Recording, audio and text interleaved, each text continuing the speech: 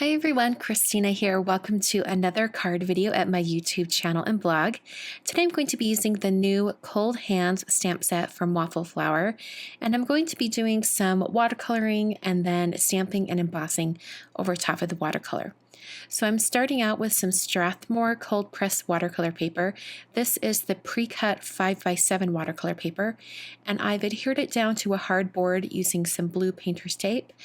This painter's tape is going to hold it in place so that while I add lots and lots of water on top, it's going to prevent the paper from warping too much.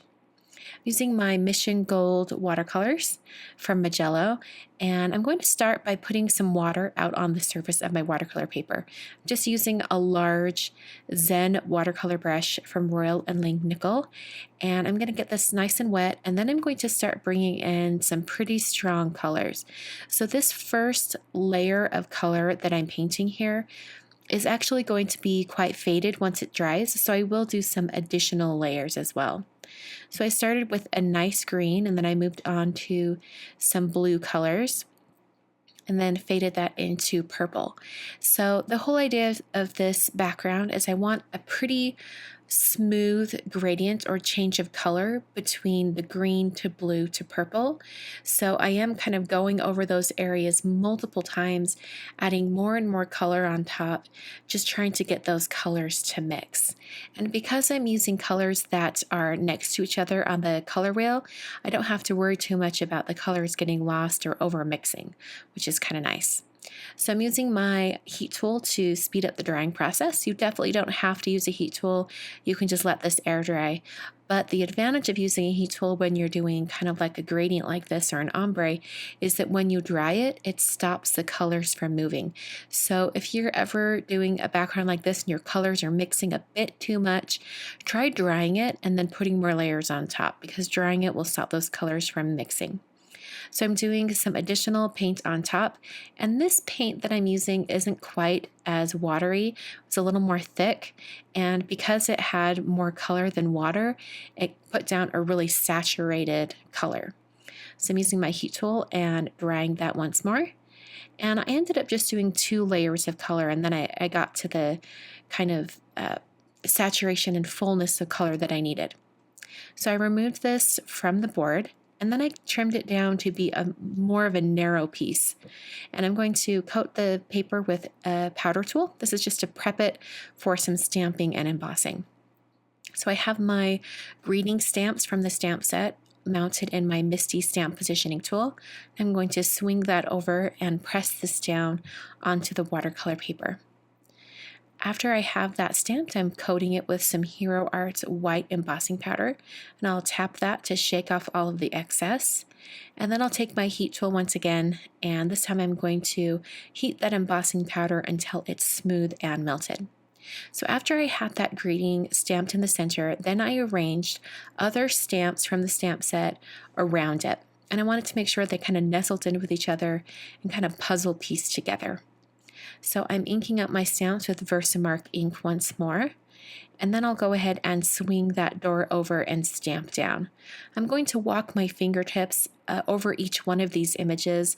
I'm consciously making sure that I press down each image, because this is a really large area, and if you just press down in one area, the likelihood of some of the stamps not getting a clean impression or a full impression is pretty good. So you want to make sure you go over those and make sure everything gets pressed down evenly. So I then sprinkled on some more white embossing powder, and I had a few little areas that weren't filled in by the stamping, so I am going to stamp some additional images just to fill in those gaps.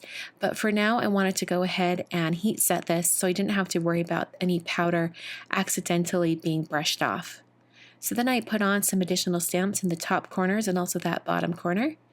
And then I inked up my stamps with VersaMark ink once again, and then stamped that down onto my watercolor paper. So I really love doing backgrounds like this because you have a chance to use a ton of images from really cute stamp sets. If you have a stamp set that has a lot of really fun images and you just can't figure out a way to use them all together in a scene or something like that, then you can do kind of a background. So I'm going to use some pearlescent paints from Kuretake Zig. This is their Starry Night colors, or I think it's just Starry colors. And I'm just dropping in some little bits of gold. I'm using the light gold color, and I just want to have little tiny areas where there's a little bit of gold.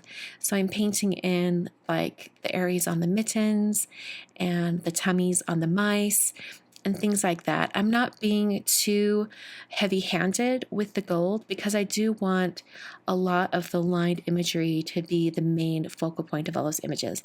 I don't want it to overpower those images at all.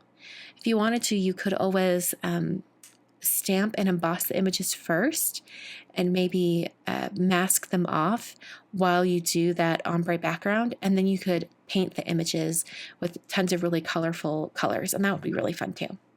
So I'm creating the card base now, and I'm scoring it at 5.5. This is some Nina Environmental Desert Storm cardstock. This is the 100-pound version, so it's pretty thick. It's great for card bases. And I'm going to adhere my watercolor piece using some 3M foam tape. I'm just going to place this kind of over onto the left side of the card, just so it's a little bit off center. And then I'm going to take some more of that light gold paint, and I'm just going to paint the edges of this cardstock. Now the gold paint and the color of the card base are really, really similar. So it's pretty subtle, but you can see that shimmer in the light when you tip the card. So it's just kind of like one of those little details that's not really in your face. It's very subtle. So that's going to finish up the card for today. Hope you guys enjoyed. This is part of a blog hop for Waffle Flower's latest release. So if you'd like to see more inspiration, head over to my blog. Thanks so much for watching, and I'll catch you guys next time.